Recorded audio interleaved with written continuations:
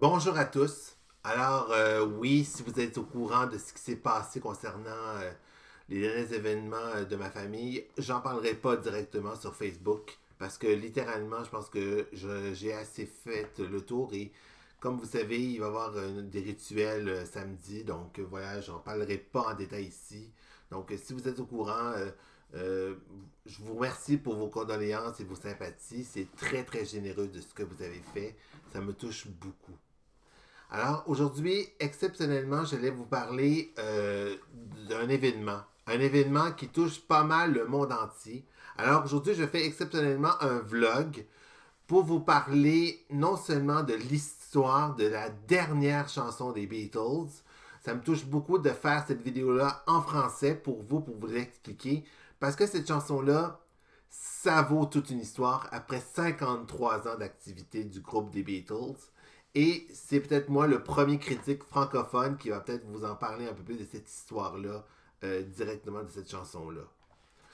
Alors, tout débute au début des années 70, lorsque John Lennon, après avoir quitté le groupe des Beatles, décide de créer une dernière chanson qui n'a pas été finalisée directement au départ. Il avait écrit ça au piano directement.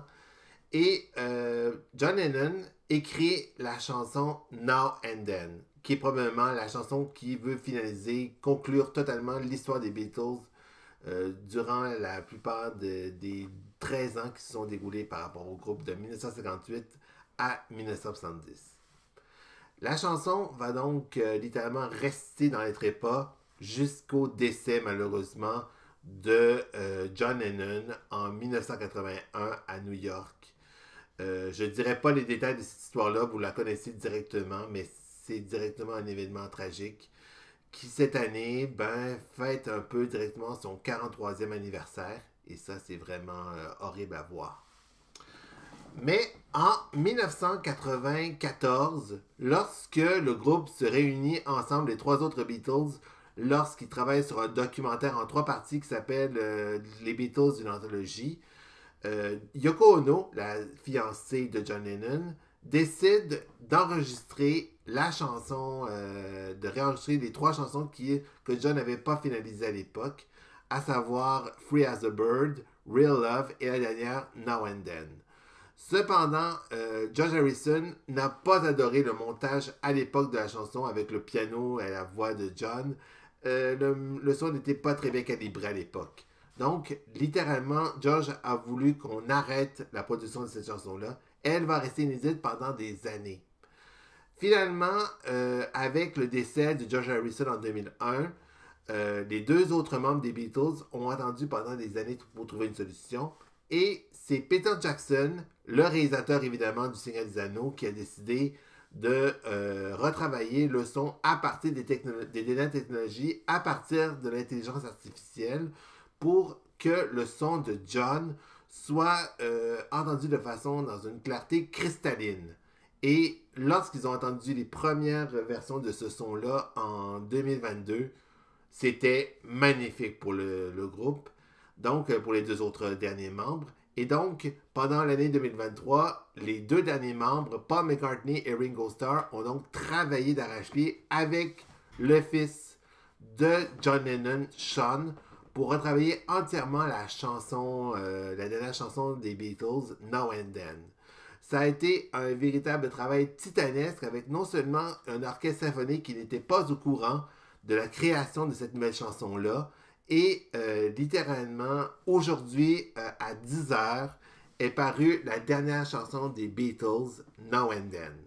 Alors, pour ma part, je vais donc vous dire ce que j'en pense. Je ne ferai pas jouer des extraits de la chanson, mais je peux vous assurer que pour ma part, c'est un chef-d'œuvre musical que j'ai jamais entendu de toute ma vie. J'ai jamais entendu une chanson aussi magnifique, aussi autant extraordinaire que j'ai jamais entendu.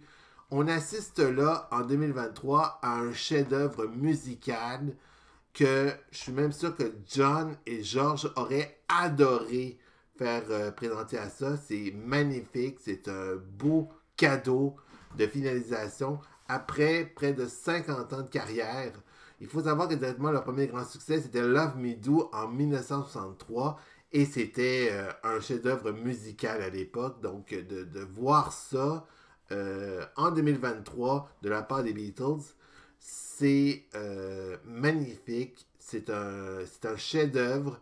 Moi, je suis totalement enthousiasmé. Je suis très touché par cette nouvelle chanson-là des Beatles. Donc, franchement, si j'avais un conseil, je vous recommande d'aller l'entendre tout de suite sur YouTube pour l'écouter. C'est de toute beauté. C'est un beau cadeau que les membres nous offrent. Si vous voulez entendre la dernière chanson des Beatles, je vais vous mettre le lien en bas de la description pour que vous allez la voir par vous-même. Elle mérite vraiment le détour pour être écoutée directement. Donc voilà, je vous remercie d'avoir vu cette petite vidéo qui était très courte, si on peut dire ainsi.